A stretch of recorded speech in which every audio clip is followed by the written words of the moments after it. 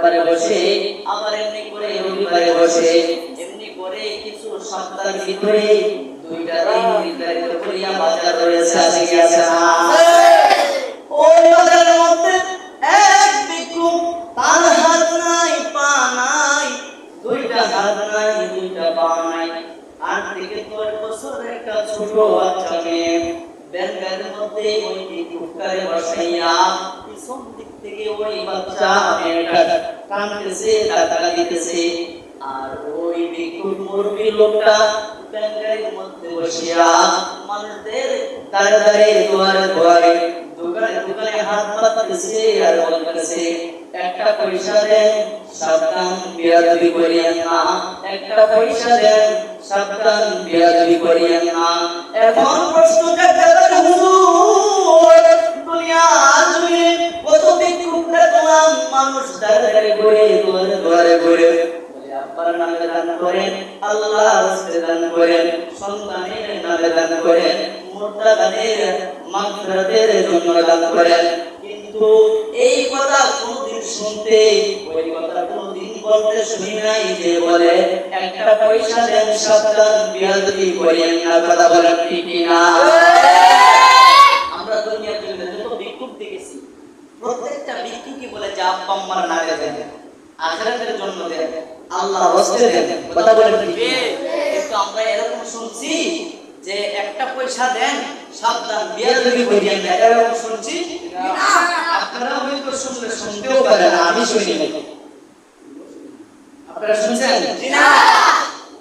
ওয়াজ শুনলে আওয়াজ দিতে, আওয়াজও বন্ধ, ওয়াজও বন্ধ, এগুলা এরকম মাইকি বন্ধ করে বেড়াতে হয়।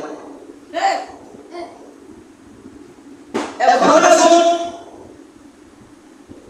এই ভিক্ষুক বলে আল্লাহর রাস্তায় একটা পয়সা দেন, সাবধান বেয়াদবি করিয়েন না। এই সময় বাজারের একটা যুবক, ওই যুবক তার ফলো করো, কি করো? ওই যুবক তার ফলো করলো, যুবক তার পিছু নিল। যুবক তারা দেখে সারাদিন ভিক্ষা করার পরে ভিক্ষুক যখন সন্ধ্যার সময় বাড়ি থেকে ফিরল, বাড়ি থেকে ফেরার পরে বাড়ির ভিতরে প্রবেশ করলো, ভিতরে প্রবেশ করার পরে ওই ভিক্ষুককে যখন মেয়ে বাচ্চারা তারা ঘরের ভিতরে উঠাবে, ঘরের ভিতরে ওঠার সময় ওই যুবক সারাটা দিন ভিক্ষুককে ফলো করলো, ওই ভিক্ষুক ওই যুবক পিছন দিক থেকে ডাক দিয়া বলে, ও বাচ্চা মেয়ে, তোমার নাম তো জানি না, মা গো তুমি তোমার বাবাই হোক, চাচাই হোক কিংবা মামাই হোক, তার তুমি ঘরে তুলিও না, তাহলে তুমি আমার কাছে একটু নিয়ে আসো, আমি তার সঙ্গে কিছু কথা বলবো, জোরে বলা যাবে কি? মারহাবা। ওই যুবক সারাদিন থেকে ওই ভিক্ষুকের পিছু নিল, পিছু নিচে, শুধু তাই নয়, সন্ধ্যার সময় যখন ভিক্ষুক ক্লান্ত হইয়া পরিশ্রমের শরীর নিয়া যখন বাড়িতে গেল, বাড়িতে যাওয়ার পরে ভিক্ষুকের পিছু পিছু ওই নদী গেল, ডাক দিয়ে বলে, ও ভিক্ষুক চাচা, ও মুরব্বি, আপনার সাথে কিছু কথা আছে। বলে, বাবা রে, সারাদিন পরিশ্রম করছি, মানুষের দাঁড়ে দাঁড়িয়ে ঘুরছি, শরীরের মধ্যে তেমন শান্তি নাই, তোমার প্রশ্নের উত্তর আমি দিতে পারবো না। বলে, চাচা একটা প্রশ্ন করবো, উত্তর দিতে হবে, আপনার কাছ থেকে বিধান দিতে হবে না। বলে, বাজান কিসের প্রশ্ন? যখন যুবকের অনুমতি দেওয়া হলো, যুবক ডাক দিয়ে বলল, ও মুরব্বি, দুনিয়ার জমিনে কত ভিক্ষুক দেখলাম ভিক্ষা করে, বলে আল্লাহর রাস্তায় দেন, আব্বা আম্মার নামে দেন, সন্তানের নামে দেন, মুর্দা গানের নামে দেন, আখিরাত সুন্দর হওয়ার জন্য দেন, কিন্তু আপনি যে বললেন একটা পয়সা দেন, সাবধান বেয়াদবি করিয়েন না, এই বাক্য পৃথিবীর অন্য কোথাও কারো কাছে শুনি নাই, আপনার কাছে জীবনের পাঠ শুনিয়াছি, এই জন্য জানতে চাই এই কথার হাকিকত কি? মারহাবা। এই কথার হাকিকত আপনাদের জানা দরকার আছে না? আছে। দরকার আছে না? আছে। এবার শুনবীর মনোযোগ। ওই যুবক যখন বললেন, বাবা এই কথা শুনি নাই, এই কথা মানে কি, এই কথা হাকিকত কি আপনি একটু বোঝা বলেন। এবার মুরব্বি ডাক দিয়ে কই করে ভাই, দেখো মুরব্বি ডাক দিয়ে বলে, সারাদিন পরিশ্রম করেছি, খাটাখাটি করেছি, করছি শরীরটা ক্লান্ত আমি করে চলে যাব বিশ্রাম করব তোমার প্রশ্নের উত্তর আমি দিতে পারবো না বলে বাবা প্রশ্নের উত্তর না দিয়ে আপনি কোথাও যেতে পারবেন না পিটাই দেবে বাবা তুমি আমার এই ডিস্টার্ব করিও না তুমি আমার সঙ্গে বিয়াদবি করিও না চাচা আমি তো কোনো বিয়াদবি করতেছি না সাধারণ শুধু প্রশ্নের জবাবটা জানতে চাইতেছি ও মুরব্বি প্রশ্নের উত্তর দিতে দিও হবে আমি আপনার কাছ থেকে বিদায় নিতে দেরি করব না এবার বলেন এ যুবক লম্বা কাহিনীর পেছনে যদি আমি তোমারে শোনাইতে চাই অনেক সময় লেগে যাবে বাবা অন্যদিন তুমি চলে আইছো তাতে মুরব্বি আজকে যদি আপনার পিছে গিয়ে ফেলেছি কথার জবাব আমি জেনে যাব সুতরাং আমি পিছে হাঁটি না লোক না আমি যেটা ধরি ওইটা খালাস ওইটা সারি ওইটা শেষ দিকটা সারি মারহাবা যুবক যখনই কথা বললেন মুরব্বি ফান্দ করছে না এই মুরব্বি ফান্দ করছে কি করছে না করছে মুরব্বি যখন ফান্দে পড়ে গেলেন মুরব্বিটা একদিন কই বাবা আমার যখন ছাত্র বয়স ছিল কি বয়স এই কথাটা আপনাদেরকে এই জন্য শোনাইতেছি কারণ বিয়াদবের সাথে আল্লাহ থাকে বিয়াদবের সাথে নবী থাকে বিয়াদবের সাথে আল্লাহর ওলিও থাকে কথা বলুন ঠিক ঠিক এই জন্য শোনাইতেছি কারণ সাবধান বিয়াদবি করিয়েন না উনি বাক্যটা উচ্চারণ করছেন যে একটা পয়সা দেন সাবধান বিয়াদবি করিয়েন না তো বিয়াদবি কেন করবে না সাধারণ ভিক্ষুক মানুষ বিয়াদবির কথাটা আসলো কোথায় থেকে এটা জানার জন্য সে তার পিছু হয়েছে এবার যুবক যখন বললেন যুবক বলার পরে যুবকের প্রশ্নের উত্তর দিতে লাগলেন বলো যুবক আমি যখন ছাত্র বয়স ছিল কি বয়স ছাত্র ছিলাম আমার বয়স যখন ছাত্র ছিল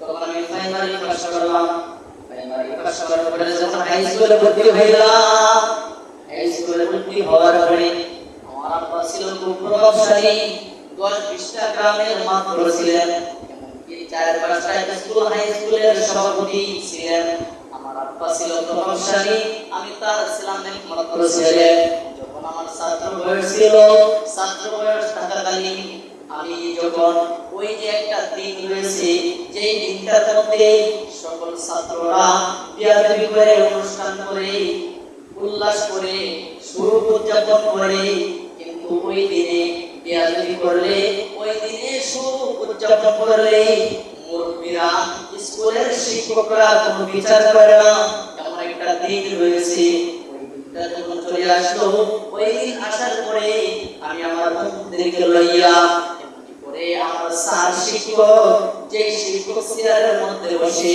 ওই শিক্ষকের পায়া চেয়ারের পায়া দুইটা এমনি করে কেটে দিলাম কেটে দিয়া সাধারণ বালুর মধ্যে এমনি করে দাঁড় করায়া রাখলাম আমি আমার শিক্ষক আসলো ওই চেয়ারের মধ্যে বসলো চেয়ারের মধ্যে বসতে দেরি হয়েছে আমার শিক্ষক চেয়ার থেকে মাটিতে পড়তে দেরি হয় না যখন মাটিতে পড়ে গেল আমি বাবা আমার উস্তাদ মাটিতে পড়ার সঙ্গে সঙ্গে আমি বিড়ালের মতো একটা ডাক দিয়ে উঠলাম আর আমার বন্ধুরা আমার সঙ্গে সঙ্গে হেসে দিল যখন আমার উস্তাদ আমার উপর রাগান্বিত হইল আমি তখন কুকুরের মতো একটা ডাক দিলাম আমার বন্ধুরা খুশি হইয়া হাত তালি দিল যখন আবার আমার উস্তাদ ব্যথা দিল আমাকে পিটনা দেওয়ার জন্য আমি তখন আমার যুবক শরীরের রক্ত গরম টক করতেছে শরীরের রক্ত ওই অবস্থায় যখন উস্তাদ আমাকে পিটনা দেওয়ার জন্য আসতেছে আমার পকেটে ছিল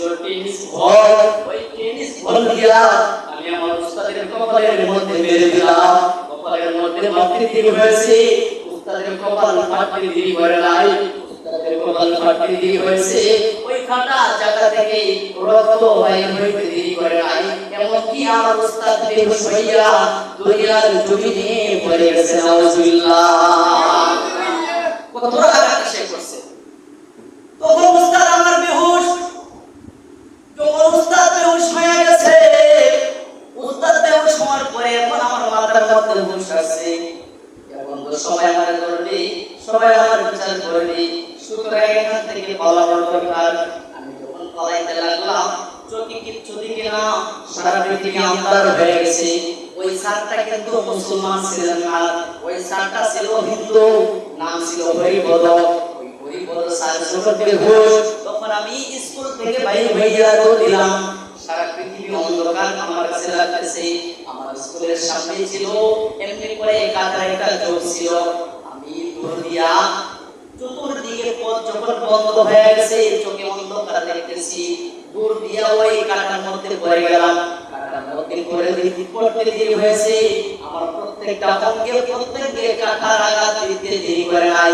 কাটা ঢোকার পরে আমার বেহুশ হয়ে গেল।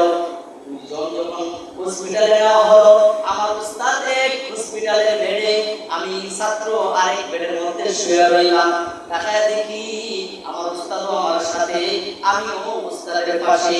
এবার হরিপদ স্যার যখন দুইজন হাসপাতাল থেকে মাদ্রাসায় এমনি করে স্কুলে ফিরলাম, ফেরার সময় আমার সকল শিক্ষকরা বসিয়া মোটা মোটা ব্যাগ দিল আমার স্যারের হাতে, বলল আপনার বিচার আপনি নিজে করেন। তখন হরিপদ স্যার আমার বিচার করলেন না, কারণ আমার বিচার করলে আমার বাবা হলেন সভাপতি, হয়তো তার চাকরি চলে যেতে পারে, কথা বলেন ঠিক কিনা? এই জন্য আমার বিচার করলেন না। এই কথা বলে সে চলে গেলেন। চলে যাওয়ার পরে মনে মনে হয়তো বলতেছিলেন যে আমার বিচারটা আমি আমার ভগবানের উপর ছেড়ে দিলাম। এই কথা বলে যখন চলে গেছে, আমি এখনো হাসপাতালে রয়েছি। কিছুদিন পরে ডাক্তার আমার বাবার কানে কানে খবর লাগার কয়, অসভাপতি সাহেব, আপনার সন্তানের হাতের রক্ত পায়ের রক্ত বন্ধ হয়ে গেছে, হাতের রক্ত পায়ের রক্ত পড়ে গেছে। সুতরাং এখন যদি তার হাত কাটা না হয়, এখন যদি তার পা কাটা না হয়, আপনি হয়তো আপনার ছেলে হারিয়ে ফেলবেন। সুতরাং আপনার ছেলের যদি বাঁচাইতে হয়, আপনার ছেলের হাত কাটতে হবে, আপনার ছেলের পা কাটতে হবে। আমার আব্বা ডাক্তার কানে কানে কয়, ও ডাক্তার সাহেব, দুনিয়ার যদি সন্তান একটা, ওই সন্তানের চেহারা দেখে আমি বাবা দুঃখ মোচন করি। সুতরাং সন্তান হারাইতে পারবো না। যদি লাগে হাত কেটে ফেলেন, যদি লাগে পা কেটে ফেলেন। সেই দিন থেকে আমার হাত পা কেটে ফেলা হয়েছে। জমিদার সন্তান আমি, এখন ভিক্ষুক হইয়া মানুষের দ্বারে ভিক্ষা করতেছি, আর এই কথাই বুঝাইতেছি, সাবধান কেউ বিয়াদবি করিয়া না। বিয়াদবির ফল আজকে আমারে এই পর্যন্ত নিয়ে আসছে আমার বাবা। এখন বুঝছেন তো বিয়াদবি কাকে বলে? বিয়াদবি করলে কি হয়? উস্তাদের সাথে বিয়াদবি করা